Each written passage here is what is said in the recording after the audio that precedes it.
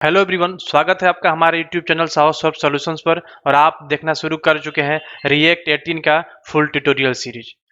पिछले वीडियो में हमने आप लोगों को बताया था कंपोनेंट्स इन रिएक्ट जेएस, यानी कि रिएक्ट जेएस में कंपोनेंट क्या होता है और हम लोग कंपोनेंट क्यों बनाते हैं। हालांकि हमने वहां पर बहुत सारे एग्जांपल भी आप लोगों को दिखाया था कि कंपोनेंट किस तरीके से बनाते हैं। और हमने आप लोगों को ये भी बताया था कि रिकमेंडेड, यानी कि जो मॉडर्न रिएक्ट है उसमें हम लोग कौन सा कंपोनेंट बनाते हैं। थोड़ा सा हमने आप लोग को वहां पर बताया था कि कंपोनेंट दो टाइप्स के होते हैं, class based component and function based component. तो जो क्लास बेस्ड कंपोनेंट था वो ओल्ड अप्रोच है, यानी कि ओल्ड रिएक्ट में हम लोग क्लास बेस्ड कंपोनेंट को प्राइमरी यूज करके मानते थे और उसको मतलब सबसे पहले हम लोग क्लास बेस्ड कंपोनेंट ही ज्यादा बनाते थे। ठीक है, लेकिन अब जो मॉडर्न रिएक्ट है इसमें क्लास बेस्ड कंपोनेंट को पीछे रखा जा रहा है, यानी कि बहुत कम लोग इसको यूज करते हैं और फंक्शन बेस्ड कंपोनेंट को प्रायोरिटी दिया जा रहा है, उसको हम लोग बहुत ज़्यादा यूज में लेने लग रहे हैं। ठीक है, ये रिएक्ट की तरफ से भी रिकमेंडेड है कि आप फंक्शन बेस्ड कंपोनेंट ही यूज करिए, क्योंकि फंक्शन बेस्ड कंपोनेंट के लिए बहुत सारा हुक्स रिलीज किया जा रहा है रिएक्ट के द्वारा। वो हुक्स केवल फंक्शन बेस्ड कंपोनेंट में ही यूज में आप ले सकते हैं, क्लास बेस्ड कंपोनेंट में आप उस रिएक्ट हुक्स को यूज में नहीं ले सकते हैं। अब ये रिएक्ट हुक्स है क्या, आप लोगों को अगर आइडिया नहीं लग रहा है तो टेंशन मत लीजिए, ये हम आगे अपने आने वाले वीडियो में इसी सीरीज में सब कुछ अच्छे तरीके से एक्सप्लेन करेंगे कि रिएक्ट हुक्स क्या होता है, कौन कौन से रिएक्ट हुक्स होते हैं, और उसका हम लोग एग्जाम्पल भी करके देखने वाले हैं, और वो भी लाइव जैसे कॉर्पोरेट में काम किया था। ठीक है, तो हमने बताया था पिछले वीडियो में कि मॉडर्न रिएक्ट में फंक्शन बेस्ड कंपोनेंट को प्रीफर दिया जा रहा है, उसको हम लोग ज्यादा यूज में लेने लग रहे हैं। ठीक है, तो आज की इस वीडियो में हम लोग देखने वाले हैं कि what is function based component and function based component कैसे बनाएं, और फंक्शन बेस्ड कंपोनेंट से रिलेटेड जितनी भी चीजें हैं आज हम लोग उस चीज पर बेसिकली बात करने वाले हैं। तो चलिए स्टार्ट करते हैं आज का ये वीडियो। तो आज का टॉपिक है फंक्शन बेस्ड कंपोनेंट या फंक्शनल कंपोनेंट। देखिए, फंक्शनल कंपोनेंट को ही हम लोग फंक्शन बेस्ड कंपोनेंट बोलते हैं, यानी कि कंपोनेंट, देखिए कंपोनेंट बनाने के दो तरीके हैं। अगर आप लोग देखेंगे कि two types of component exist in the react library. ठीक है, रिएक्ट के लाइब्रेरी में दो टाइप्स के फंक्शन एग्जिस्ट, दो टाइप्स के कंपोनेंट एग्जिस्ट करते हैं, और ये टाइप्स डिपेंड करता है कि वो कंपोनेंट किस तरीके से क्या प्रोड्यूस करता है, आप उसमें कैसा कोड कर सकते हैं, क्या कर सकते हैं क्या नहीं कर सकते हैं। इस बिहेवियर पर कंपोनेंट्स को दो पार्ट्स में, यानी कि दो कैटेगरी में डिवाइड किया गया है। ठीक है, एक का नाम क्या है, क्लास कंपोनेंट, दूसरे का नाम है फंक्शनल कंपोनेंट। ठीक है, फंक्शनल कंपोनेंट को हम लोग फंक्शन बेस्ड कंपोनेंट बोलते हैं, और क्लास कंपोनेंट को क्लास बेस्ड कंपोनेंट भी बोलते हैं। ऐसा क्यों, क्योंकि देखिए दो टाइप्स के कंपोनेंट हैं, जैसे कि आप देख रहे हैं स्क्रीन पर भी, फंक्शनल कंपोनेंट, यानी कि इस कंपोनेंट को बनाने के लिए हम लोग जावा स्क्रिप्ट का फंक्शन यूज करते हैं। ठीक है, और दूसरा क्या है, क्लास कंपोनेंट, इसको हम बोलते हैं क्या, क्लास बेस्ड कंपोनेंट, यानी कि इस कंपोनेंट को क्रिएट करने के लिए हम लोग जावा स्क्रिप्ट का क्लास यूज करते हैं। यानी कि एक कंपोनेंट फंक्शन का यूज करके हम लोग बनाएंगे और दूसरा कंपोनेंट क्लास का यूज करके बनाएंगे। इसी चलते इसका नाम दिया गया है क्या, functional component and class based component या क्लास कंपोनेंट। ठीक है, देखिए स्क्रीन पर अगर आप देखेंगे तो एक को लिखा गया है क्या, स्टेटलेस कंपोनेंट। ठीक है, यानी कि जो फंक्शनल कंपोनेंट होता है वो होता है कि आपका स्टेटलेस कंपोनेंट, उसमें आप स्टेट नहीं बना सकते हैं। ठीक है, ये ओल्ड रिएक्ट का कहना है। ओल्ड रिएक्ट में आप फंक्शनल कंपोनेंट में स्टेट डिफाइन नहीं कर सकते। ठीक है, जबकि क्लास कंपोनेंट में आप स्टेट बना सकते हैं। ठीक है, ये ओल्ड रिएक्ट की बात कर रहा हूं, यानी कि रिएक्ट 16.8 वर्जन तक ऐसा था, ऐसा आप नहीं कर सकते थे। यानी कि जो फंक्शन बेस्ड कंपोनेंट है उसमें आप स्टेट डिफाइन नहीं कर सकते थे। अगर आपको स्टेट बनाना होता था तो आपको क्लास बेस्ड कंपोनेंट ही चूज करना पड़ता था, आप क्लास बेस्ड कंपोनेंट के अंदर ही स्टेट बना सकते थे। लेकिन अब जो मॉडर्न रिएक्ट है इसमें कोई अंतर नहीं है, आप फंक्शन बेस्ड कंपोनेंट में भी स्टेट बना सकते हैं with the help of react hook, and class based component में तो स्टार्टिंग से था, आप स्टेट बना सकते हैं। ठीक है, तो ये हम लोग अच्छे तरीके से आगे दिखाएंगे। हालांकि अगर आप लोगों को आइडिया नहीं लग रहा होगा ये स्टेट क्या है, तो स्टेट आप लोग समझिए, स्टेट एक रिएक्ट का बिल्ट इन ऑब्जेक्ट है। बात समझिएगा। हालांकि हम स्टेट के बारे में अच्छे से आप लोगों को बताएंगे, लेकिन चूंकि यहाँ पर एक पॉइंट आ गया स्टेट, तो हमारा आदत है कि हम हर पॉइंट को अभी के अभी उसका जो भी डाउट है क्लियर करना चाहते हैं। ठीक है, तो समझिए, डिटेल्स में अभी आगे बताएंगे वैसे। ठीक है, तो स्टेट क्या है? रिजेक्ट का एक बिल्ट इन ऑब्जेक्ट है। स्टेट रिजेक्ट का एक बिल्ट इन ऑब्जेक्ट है that is use to contain data और इंफॉर्मेशन अबाउट दैट कंपोनेंट। यानी कि अगर आप एक सपोज कर लीजिए कि आपने अबाउटस का एक आपने कंस्ट्रक्टर बना लिया। अब उस अबाउटस कंपोनेंट का कोई भी इंफॉर्मेशन है या कोई भी डेटा है, तो उस इंफॉर्मेशन या डेटा को आप उस कंपोनेंट पर एक रिएक्ट का स्टेट होता है बिल्ट इन, एक रिएक्ट का बिल्ट इन ऑब्जेक्ट होता है जिसका नाम क्या होता है? स्टेट। उसी स्टेट के अंदर आप उस डेटा और इंफॉर्मेशन को रखते हैं और उसका आपको एडवांटेज मिलता है। उसका एडवांटेज ये होता है कि जैसे ही उसमें कोई डेटा रखते हैं या आप उसका डेटा चेंज करते हैं, तो जो आपका डोम है वो ऑटोमेटिकली री रेंडर होता है। ये इसका सबसे बड़ा बेनिफिट है। अब री रेंडर जैसे ही होता है तो आपका जो कंटेंट है वो ऑटोमेटिक रिफ्लेक्ट कर जाता है, मतलब डायनेमिक हो गया। मान लीजिए कि अभी हमने अपना नाम बाइंड किया हुआ है क्या? अजीत कुमार। ठीक है, मैं चाहता हूं कि इसका जैसे ही वैल्यू चेंज करूं, इसका वैल्यू चेंज करके अजीत से कर दूं क्या? चंदन कुमार। तो मैं क्या करूंगा? उस डेटा को स्टेट में रख दूंगा। ठीक है, और स्टेट हमें एक स्टेट कौन सा? रिएक्ट का बिल्ट इन ऑब्जेक्ट। स्टेट ही नाम लिखना होता है, STAT स्टेट। ठीक है, ये बिल्ट इन ऑब्जेक्ट जिसका नाम स्टेट है, उसमें हम एक नेम बनाएंगे और उसमें अजीत डाल देंगे। ठीक है, और एक बटन लेकर के ऑन क्लिक पर उस स्टेट का वैल्यू जैसे ही चेंज करेंगे with the help of set state method, ठीक है, तो आपका जो डोम है, ठीक है, जो ऑब्जेक्ट है उसका तो वैल्यू चेंज होगा ही होगा, लेकिन ऑटोमेटिकली जैसे ही उसका वैल्यू आपने चेंज मारा अजीत से चंदन, ऑटोमेटिकली आपका जो डोम है, मान लीजिए कि आप उस नेम को अपने HTML में बाइंड किया हुआ आपने, मान लीजिए एक पैराग्राफ में बाइंड किया आपने। ठीक है, तो जैसे ही हम स्टेट का वैल्यू चेंज करेंगे, आपका वैसे ही पैराग्राफ का वैल्यू रिफ्लेक्ट कर जाएगा, यानी कि अपडेट हो जाएगा, यानी कि चेंज हो जाएगा ऑटोमेटिकली। आपको रिफ्रेश करने की जरूरत नहीं पड़ेगी। ये डिफॉल्ट नेचर है, ये आपको बेनिफिट प्रोवाइड करता है अगर आप स्टेट यूज करते हैं। तो अगर आप नॉर्मल किसी वेरिएबल में डेटा रखिएगा और उसका डेटा को चेंज करिएगा, और उस डेटा को अगर आपने मान लीजिएगा अपने HTML में बाइंड किया है आपने, तो जैसे ही आप उसका डेटा चेंज करेगा किसी बटन के क्लिक पर, तो आपका डेटा तो उस ऑब्जेक्ट में चेंज हो जाएगा, लेकिन वो ऑटोमेटिकली री रेंडर नहीं हो पाएगा आपके डोम में। यानी कि आपका जो ब्राउजर पर आप जो नेम देख रहे हैं अजीत, ठीक है, तो वो अजीत ही रहने वाला है, चंदन नहीं हो पाएगा। ठीक है, आपका स्टेट में वैल्यू अजीत से चंदन हो जाएगा, लेकिन ब्राउजर पर आपका यानी कि जो डोम है वो रिफ्लेक्ट नहीं करेगा। ठीक है, तो ये बेनिफिट होता है कि अगर आप स्टेट बनाते हैं तो। ठीक है, हालांकि स्टेट के बारे में अभी हम आगे देखेंगे। ठीक है, तो ये जो बिल्ट इन रिएक्ट का जो ऑब्जेक्ट है जिसका यूज हम लोग किसी कंपोनेंट का इन्फॉर्मेशन और डेटा होल्ड करने के लिए यूज में लेते हैं, ये स्टेट केवल क्लास बेस्ड कंपोनेंट में ही आप डिफाइन कर सकते हैं। फंक्शन बेस्ड कंपोनेंट के लिए ये था ही नहीं। ओल्ड रिएक्ट की बात कर रहे हैं हम, लेकिन अब जो मॉडर्न रिएक्ट है ये बोलता है कि नहीं है। ठीक है, ये अलग से एक रिएक्ट हुक बना के दे दिया कि अगर आपको फंक्शन बेस्ड कंपोनेंट में ये यूज करना है तो आप ये हुक यूज कर लीजिए। अब आप फंक्शन बेस्ड कंपोनेंट में भी स्टेट को यूज कर सकते हैं। ठीक है, हालांकि इस चीज पे हम आगे एग्जाम्पल के थ्रू सब कुछ बताने वाले हैं। ठीक है, देखिए, तो आप यहाँ से एक पॉइंट याद रखिएगा कि फंक्शन बेस्ड कंपोनेंट में स्टेट डिफाइन नहीं कर सकते, जबकि क्लास बेस्ड कंपोनेंट में आप स्टेट डिफाइन कर सकते हैं। ये डिफरेंस लोग पूछते हैं। यानी कि फंक्शन बेस्ड कंपोनेंट को आप स्टेटलेस कंपोनेंट बोलते हैं और क्लास बेस्ड कंपोनेंट को आप स्टेटफुल कंपोनेंट बोलते हैं। ठीक है, ये सारा पॉइंट आप लोगों को याद करना पड़ेगा, आप अपने माइंड में सेट कर लीजिए। ठीक है, आते हैं हम लोग फंक्शन बेस्ड कंपोनेंट को देखते हैं कि फंक्शन बेस्ड कंपोनेंट क्या होता है। ठीक है, देखिए, the first most important and recommended component type in React is a function based component, यानी कि फंक्शनल कंपोनेंट। यानी कि ये सबसे ज्यादा इंपॉर्टेंट और सबसे ज्यादा रिकमेंडेड कंपोनेंट का टाइप है जिसका नाम क्या है? फंक्शनल कंपोनेंट, जिसको कि रिएक्ट भी खुद रिकमेंड करता है कि भैया आप अब आप फंक्शनल कंपोनेंट ही यूज में लीजिए। ठीक है, इसके खास रीजन है, वो सारे रीजन भी आपको यहाँ पर धीरे धीरे समझ में आने लगेगा। ठीक है, कि क्यों रिकमेंड करता है। ठीक है, इसका देखिए, रिकमेंड करने का मेन तरीका क्या है कि ये बहुत ज्यादा सिंपल भी है, डेवलपर को भी ज्यादा कोड करने में दिक्कत नहीं होता है। इसमें अगर आपके पास उप्स का नॉलेज नहीं भी है, ठीक है, उप्स का नॉलेज नहीं भी है, तब भी आप फंक्शनल कंपोनेंट पर आप अच्छे तरीके से काम कर सकते हैं।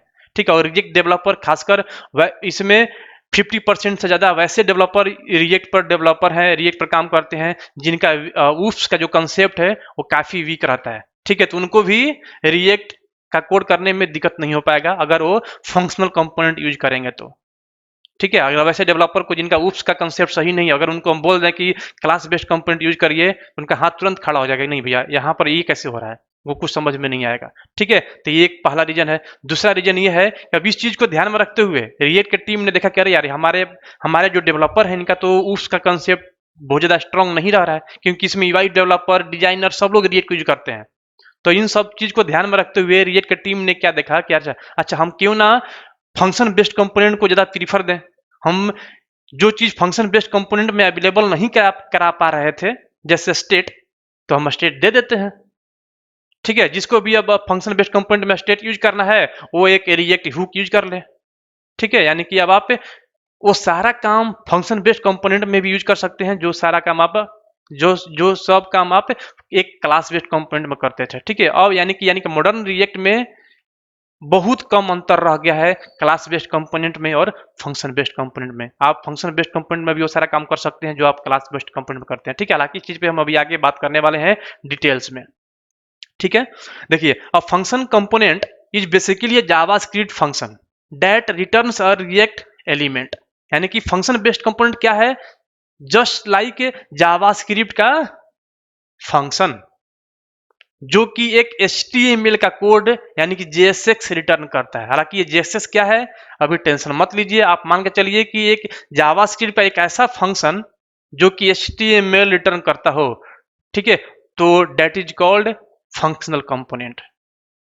अगर आप नॉर्मली जावास्क्रिप्ट में कोडिंग करिएगा तो जावास्क्रिप्ट में जब आप फंक्शन बनाइएगा तो वो HTML का कोड रिटर्न नहीं कर सकता। ठीक है, लेकिन अगर आप रिएक्ट में जावास्क्रिप्ट का फंक्शन बनाइएगा और उसमें आप HTML को रिटर्न कराइएगा तो रिटर्न कर देगा, और इसी को हम लोग क्या बोलते हैं, फंक्शनल कंपोनेंट। ठीक है, इसको भी हम देखेंगे, यानी कि जस्ट लाइक जावास्क्रिप्ट फंक्शन की तरह इसको आप लिखेंगे।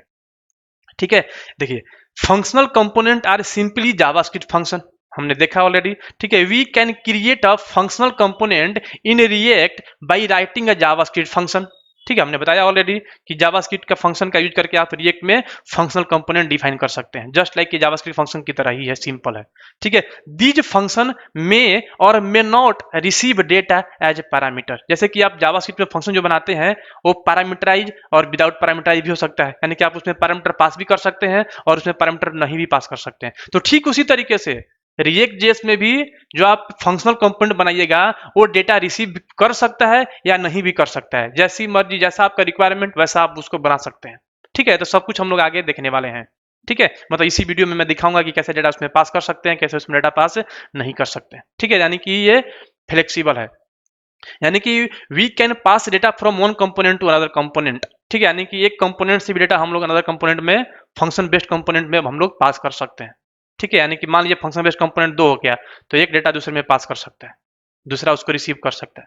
ठीक है, functional component don't have their own state. देख लीजिए आगे बात, फंक्शनल कंपोनेंट में स्टेट नहीं होता है।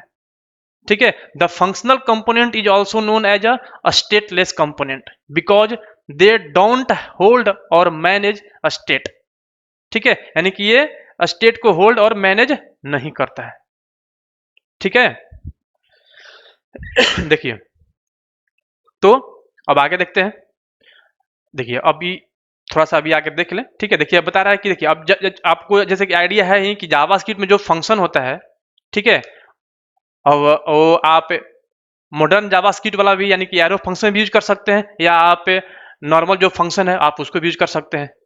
ठीक है, यानी कि दो, जितने तरीके से जावास्क्रिप्ट में आप फंक्शन बनाते हैं उतने तरीके से आप यहाँ पर उस फंक्शन का यूज करके आप कंपोनेंट बना सकते हैं। यानी कि you can also create a functional component with the help of arrow function syntax. यानी ES6 में जो एरो फंक्शन आया हुआ है इसके हेल्प से भी आप फंक्शनल कंपोनेंट बना सकते हैं, या जो बेसिक जो ओल्ड जावास्क्रिप्ट में था फंक्शन का सिंटैक्स उसको भी यूज करके आप फंक्शन बेस्ड कंपोनेंट बना सकते हैं। ठीक है, देखिए, यानी कि in short a functional component is a JavaScript function. अगर हम शॉर्ट में बोलना चाहें कि फंक्शनल कंपोनेंट क्या होता है तो आप ये बोलेंगे in short a functional component is a JavaScript function और ES6 फंक्शन ठीक है, यानी कि ये सीज का ही फंक्शन हो सकता है या जावा से जो ओल्ड जावा स्क्रिप्ट है उसका भी फंक्शन हो सकता है। विच टेक्स प्रॉप्स, यानी कि जो अभी प्रॉप्स पढ़ाया नहीं है, मान लीजिए कि वो पैरामीटर है, ठीक है, props as argument and return return JSX, जो कि एक पैरामीटर रिसीव भी कर सकता है और रिटर्न में क्या एचटीएमएल का कोड वो रिटर्न कर सकता है, यानी कि जेएसएक्स। ठीक है, तो चलिए अब देखिए, अब इसमें एक नया टर्म आ गया क्या, प्रॉप्स। आगे अच्छे तरीके से पढ़ाएंगे, बहुत ही बड़ा टॉपिक है। ठीक है, ये भी one of the most important pillar है रिएक्ट जेएस का। ठीक है, तो ये इसको हम वन लाइन में डिफाइन नहीं कर सकते अभी। ठीक है, उसी तरीके से अभी जेएसएस के बारे में भी हम अच्छे तरीके से पढ़ाएंगे। ठीक है, देखिए, तो आते हैं हम लोग एग्जाम्पल देखते हैं। तो हम लोग ओपन करते हैं VS कोड। देखिए, ये हमारा पिछले वीडियो वाला ये कोड है। ठीक है, तो अगेन हम क्या करते हैं, इसमें से सारा कोड हटाते हैं। ठीक है, बिल्कुल सारा कोड, ताकि आपको फ्रेश से सीखने का मौका मिले। ठीक है, इस कंपोनेंट को हम हटा भी देते हैं, जो एक्स्ट्रा एक कंपोनेंट है अबाउट का। ठीक है, यानी कि अभी दो कंपोनेंट है, एक मेन डॉट जेएसएक्स जो कि हमारा एंट्री कंपोनेंट है। ठीक है, और ये क्या है, हमारा मेन कंपोनेंट है, ऐप कंपोनेंट। ठीक है, अभी इसको बंद कर दीजिए।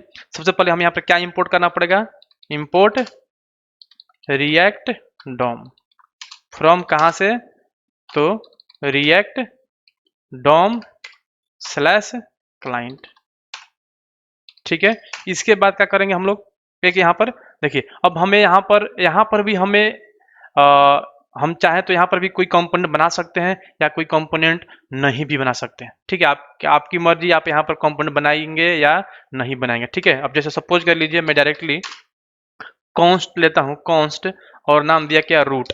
ठीक है, और यहाँ पर क्या, React DOM dot dot create root. ठीक है, देखिए यहाँ पर मैं कोई कंपोनेंट अब नहीं बना रहा। ठीक है, और यहाँ पर क्या करना होगा हमें, यानी कि ये देखिए, हम रिएक्ट डॉम लाइब्रेरी का एक मेथड होता है क्या, क्रिएट रूट, रूट क्रिएट करेगा और उसका लोकेशन क्या है, HTML फाइल के अंदर का, यानी कि इसका ये वाला रूट का एक ये डिव है जिसका आईडी क्या है, रूट।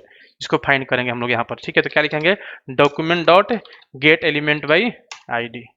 ठीक है, और इसके अंदर ये डिव का आईडी डाल दिया हमने। ठीक है, तो इस डिव के आईडी का ये इंस्टेंस फाइंड करके उसका रूट क्रिएट करके इसमें डाल दिया। ठीक है, और यहाँ पर क्या कर दीजिए, ये रूट डॉट रेंडर। ठीक है, रेंडर में क्या करनी है, तो हम मान लीजिए यहाँ पर अब एक कंपोनेंट बनाएंगे, कहाँ पर, इस कंपोनेंट यहाँ पर। ठीक है, अब यहाँ पर जो कंपोनेंट बनाएंगे, अब हमें यहाँ पर इसमें क्या देखना है, फंक्शनल कंपोनेंट, यानी कि फंक्शन बेस्ड कंपोनेंट। ठीक है, तो क्या करेंगे, देख लीजिए, जावास्क्रिप्ट के फंक्शन की तरह जस्ट आपको यहाँ पर एक फंक्शन कीवर्ड लिखनी है और यहाँ पर आप फंक्शन बना लीजिए।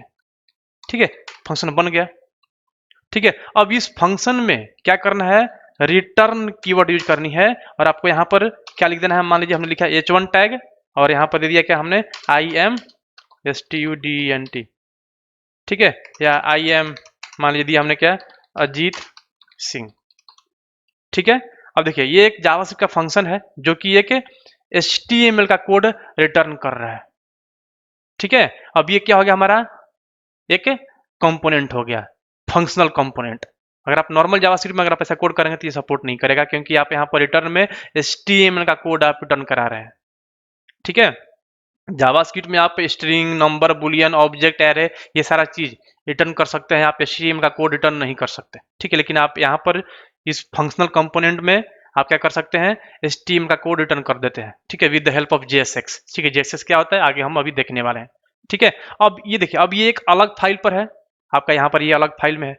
ठीक है, तो क्या करेंगे, आप इस ऐप कंपोनेंट को उठाएंगे और आप यहाँ सबसे पहले इसको क्या करना पड़ेगा, एक्सपोर्ट करना पड़ेगा, एक्सपोर्ट, और लिख दीजिए क्या, डिफॉल्ट। ठीक है, यानी कि आप इसको शेयरेबल बना रहे हैं, ताकि अब ये यहाँ से एक्सपोर्ट होकर किसी जो भी इसको यूज में लेना चाहे उसको इंपोर्ट कर सकता है। ठीक है, यानी कि हमने यहाँ से इसको एक्सपोर्ट कर दिया। ठीक है, और उस एक्सपोर्ट करने के भी दो तरीके होते हैं, एक डिफॉल्ट एक्सपोर्ट और एक नेम्ड एक्सपोर्ट। ठीक है, वो भी हम करके दिखाएंगे, देख लीजिए। अब ये ऐप कंपोनेंट है, कॉपी किया हमने, और आप यहाँ पर आएंगे और इंपोर्ट करिए, इंपोर्ट ये ऐप फ्रॉम, कहाँ से, डॉट स्लैश ये ऐप। आप यहाँ पर चाहेंगे तो डॉट JSX सिंटैक्स लिखेंगे भी या नहीं लिखेंगे तब भी चलेगा। देखिए, अब इस ऐप को यहाँ से उठाइए और यहाँ पर क्या कर दीजिए, ये कंपोनेंट है तो एंगल ब्रैकेट में आपको इसको रखना होगा, दैट्स इट। ठीक है, ये भी सेव है आपका, कोई दिक्कत नहीं है। अब यहाँ पर क्या कर दीजिए, npm run dev। ठीक है, तो आपको यहाँ पर एक पोर्ट नंबर देगा जिस पर ये रन करेगा। ध्यान दीजिएगा कि ये जो हमने प्रोजेक्ट बनाया हुआ है इसमें हमने वीट यूज किया हुआ है। ठीक है, तो ये कॉपी करिए। आप लोग फॉलो कर रहे होंगे तो आप लोग को आइडिया होगा भी।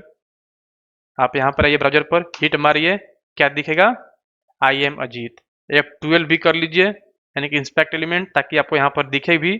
ये डेवलपमेंट या सीखते टाइम आप यहाँ पर कंसोल देखते रहिएगा कि क्या एरर आ रहा है या नहीं आ रहा है। ठीक है, देख लीजिए कोई एरर नहीं है, और यहाँ पर क्या आ गया, आई एम अजीत सिंह।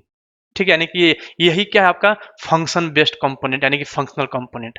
इस कंपोनेंट को बनाने के लिए हमने क्या, जावा का फंक्शन यूज किया, जिसमें हमने रिटर्न में क्या कराया, जेएसएस का कोड, यानी कि एचटीएमएल का कोड।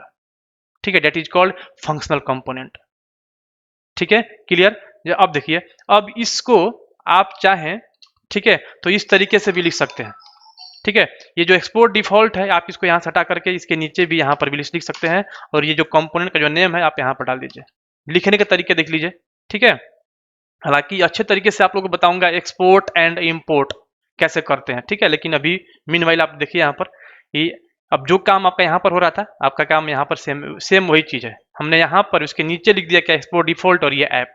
अब ये कोड आपका एज इट इज रहने वाला है, कोई अंतर नहीं है। और आप यहाँ पर देखिए कोई दिक्कत नहीं है, एज इट इज आउटपुट आ रहा है। ठीक है, जैसे कि मैंने यहाँ पर बताया कि आप इसको चाहें तो जैसे सिंटैक्स आपको अगर आप यूज कर रहे हैं तो यहाँ पर हटा भी देंगे तब ये पर काम करेगा, कोई एरर नहीं आएगा, देख लीजिए। ठीक है, यानी कि जैसे का जो एक्सटेंशन था वो हमने हटा भी दिया, तब भी आपका आउटपुट सेम ही आ रहा है। ठीक है, यही क्या है आपका फंक्शन बेस्ड कंपोनेंट। ठीक है, तो आई थिंक आप लोगों को समझ में आ रहा होगा कि फंक्शन बेस्ड कंपोनेंट क्या होता है। ठीक है, अब देखिए, अब हमने क्या किया, इसी को कॉपी कमेंट पेस्ट। ठीक है, अब ये क्या है, डिफॉल्ट एक्सपोर्ट है, हम चाहें तो इसको नेम्ड एक्सपोर्ट में चेंज कर सकते हैं। ठीक है, तो देखिए नेम्ड एक्सपोर्ट में चेंज करने के लिए सबसे पहले आप ये हटाइए, आप यहीं पर लिख दीजिए क्या, एक्सपोर्ट, सिंपली एक्सपोर्ट। यहाँ पर आपको डिफॉल्ट कीवर्ड यूज नहीं करनी है। ठीक है, अब आपका यहाँ पर देखिए कोड ये चलना बंद हो जाएगा, देख लीजिए कोड चलना बंद हो गया, क्योंकि अब आपने क्या कर दिया, ये है क्या, सिंटेक्स। अगर आप यहाँ पर डिफॉल्ट नहीं लिए हैं तो ये क्या हो गया, नेम्ड एक्सपोर्ट। ठीक है, तो अभी हम आगे बताएंगे, टेंशन मत लीजिएगा। अब हम इसको कॉपी करके कमेंट कर देते हैं। ठीक है, अभी आप बिल्कुल इंट्रोडक्शन टाइप का है अभी। ठीक है, सब कुछ आगे डिटेल्स में हम आपको बताएंगे। ये जो कमेंट में कोड है उसको हटा दीजिए। ठीक है, अगर आप यहाँ से नेम्ड एक्सपोर्ट किए हुए हैं, ठीक है, तो आप यहाँ पर क्या कर दीजिए, इसको कर्ली ब्रेसेस में रखना पड़ेगा। देखिए रख दिया। ठीक है, अब आपका ये कोड चल जाएगा, देख लीजिए चल गया।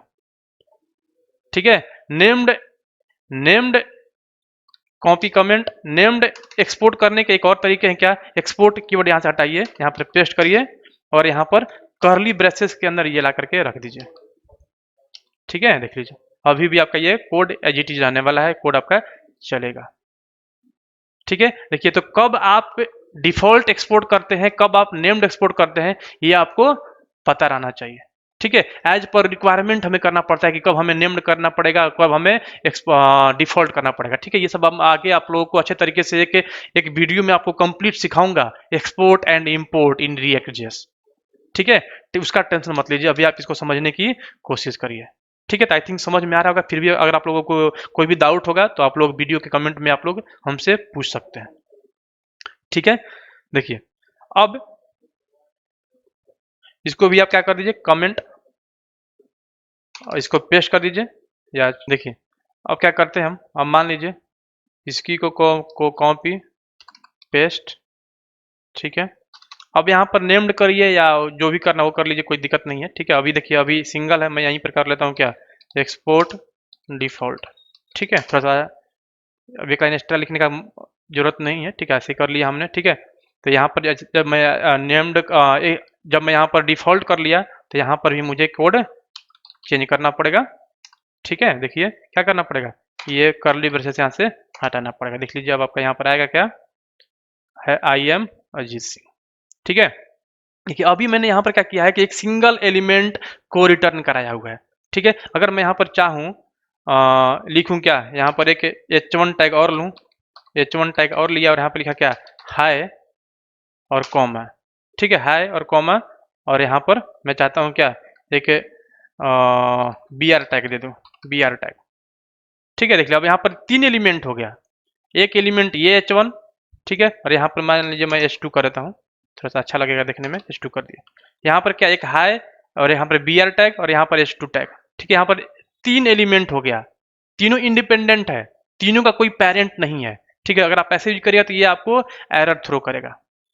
ठीक है, देखिए अब ये बोल रहा है कि चूंकि ये क्या है, ये J6 का कोड है ये। ठीक है, तो J6 बोलता है कि आप ऐसे 3 अलग अलग जो टैग लिख रहे हैं ये हम सपोर्ट नहीं करेंगे। आपको जो भी यहाँ पर कोड करना है, जितना भी बड़ा बड़ा कोड करना करिए, लेकिन इन सबको आप एक किसी पेरेंट टैग के अंदर रखिए। जैसे मान लीजिए हम इसको एक div के अंदर रख देते हैं। ठीक है, देख लिया, रख दिया हमने, कोई दिक्कत नहीं है। अब आपका कोड चल जाएगा। देख लिया, हाय आइए मजीद आ गया, यहाँ पर कोई एरर नहीं आनी चाहिए, कोई एरर नहीं। देख लीजिए, रिफ्रेश कर दिया, कोई एरर नहीं आनी चाहिए। ठीक है, तो आई थिंक ये क्लियर हुआ होगा। यानी कि आप यहाँ पर क्या करेंगे, जो भी आपको यहाँ पर कोड करना है, जितना भी बड़ा बड़ा, ठीक है, आप करिए, लेकिन इसको आप किसी एक पेरेंट टैग के अंदर रख लीजिए। किसी आप एक पेरेंट टैग के अंदर रख लीजिए। मान लीजिए हमने यहाँ पर div लिया, हम यहाँ पर क्या कर लेते हैं, कॉपी कमेंट कोई भी टैग रख लीजिए, जरूरी नहीं कि div ही रख लीजिए। हम यहाँ पर कर लिए क्या, span स्पैन टैग। देख लीजिए, ये भी चलेगा, कोई दिक्कत नहीं है। स्पैन टैग के अंदर मैंने डाल दिया, क्या दिक्कत है, कोई दिक्कत नहीं है। ठीक है, तो अब यहाँ पर कब div रखते हैं, कब स्पैन रखते हैं, या इससे रिलेटेड और भी बहुत सारे कंसेप्ट है रिएक्ट जिसमें, जिसका नाम क्या है, रिएक्ट फ्रेगमेंट। ठीक है, तो फ्रेगमेंट क्या होता है उसको भी हम आगे देखने वाले हैं। ठीक है, अब देखिए जब आप ऐसे लिखते हैं तो आपको यहाँ पर एक रिकमेंडेशन, जो रिएक्ट जैसे ये आपको रिकमेंड करता है, क्या रिकमेंड करता है उस रिकमेंडेशन को समझिए। देखिए, रिकमेंडेशन का मतलब होता है कि ये जरूरी नहीं है। ठीक है, लेकिन करिएगा तो आपका कोड क्लीन होगा, मैनेजेबल रहेगा। ठीक है, देखिए अब यहाँ पर सपोज करिए कि कोड आपका ऐसा है, रिएक्ट रिटर्न। ठीक है, तो बहुत लोगों को लगेगा क्या कि रिटर्न में केवल स्पैन है, ये क्या, जो लोग फ्रेशर होंगे उनको समझ में नहीं आएगा। ठीक है, कि ये कि रिटर्न में केवल ये हो रहा है या ये सारा हो रहा है, या ये भी तो मान लीजिए कोड छोटा है, कल को कोड ये बड़ा हो जाएगा, यहाँ पर मान लीजिए बहुत सारे ऐसे ऐसे कोड आ जाएंगे, फिर क्या होगा। ठीक है, तो ये दिक्कत हो जाएगा। ठीक है, मतलब दिक्कत नहीं, कुछ भी करेंगे यहाँ पर कोड चलेगा। ठीक है, लेकिन ये थोड़ा सा देखने में कोड अच्छा नहीं लग रहा है। ठीक है, तो रिकमेंडेशन क्या है कि आप इसको रैप कर दीजिए, पैरेंथेसिस लगा दीजिए आप यहाँ पर ऐसे सिंपली। अब ये क्या हो गया, आपका यहाँ पर बाउंड्री क्लियर हो गया। देख लीजिए, जस्ट एक बाउंड्री बन गया। देख लीजिए कितना कोड अच्छा लगने लगा। मतलब रिटर्न के बाद पैरेंथेसिस लगा दीजिए और आपका कोड देख लीजिए एज इट इज चलेगा, कोई इसमें आउटपुट में कोई अंतर नहीं है। ठीक है, जो आपने यहाँ पर पैरेंथेसिस लगाया ये आपके डॉम में नहीं आएगा। ठीक है, ये नहीं भी ऐड करिएगा तब भी सही है, ऐड करिएगा तब भी सही है। ठीक है, देख लीजिए, अगर आप चेक भी करिएगा तो आपका डॉम में कोई पैरेंथेसिस वगैरह नहीं रहेगा। देख लीजिए, देखिए div में ये देखिए, ये जो कोड है ये जाकर कहाँ रेंडर हुआ है, जो हमने स्पैन लगाया हुआ है div, जिसका आईडी क्या है रूट, उसके अंदर देखिए डायरेक्टली स्पैन बना हुआ है, फिर हाई, फिर br टैग, फिर h2 टैग। ठीक है, आप इसको इस तरीके से लिखिए, अच्छा अच्छे और भी आपका कोड क्लीन अच्छा लगेगा। ठीक है, इस तरीके से मैनेज करके रखिए। कोड देखिए आपका क्लीन और अच्छे फॉर्मेट में होना चाहिए, ऐसा नहीं कि आप एक ही लाइन में बड़ा सा लाइन में आप कोड सारा कर रहे हैं। ठीक है, तो आई थिंक आप लोगों को समझ में आया होगा कि कहने का मेरा मोटिव क्या है। कि अगर आप देखिए, अगर ये कोड है, ठीक है, अगर आप ये नहीं भी लिखते हैं तो कोई दिक्कत नहीं है। आपको लग रहा है कि नहीं हम ये नहीं लिखेंगे तो कोई दिक्कत नहीं है, मत लिखिए। देखिए कोई एरर नहीं आएगा, आउटपुट आपका एजीटी जाएगा। ठीक है, सॉरी, आउटपुट आपका एजीटी नहीं आया। देखिए हाँ, अब ये रिटर्न में केवल आपको यहाँ पर ये स्पेंड टैग आप यहाँ पर करिए। ठीक है, अब आपका आउटपुट एजीटी आ जाएगा। ठीक है, देखिए ये क्या कर रहा था, रिटर्न के बाद ये स्पेस ले रहा था। ठीक है, तो ये रिटर्न में लग रहा था कि यहाँ पर कुछ है ही नहीं। ठीक है, क्योंकि यहाँ पर क्या है, सेमी कॉलन नहीं होता। ठीक है, जैसे रिटर्न में अगर देख लीजिए, अगर हम यहाँ पर डाल देंगे सेमी कॉलन ऐसे, ठीक है, तो ये कुछ भी रिटर्न नहीं कर रहा इसका मतलब।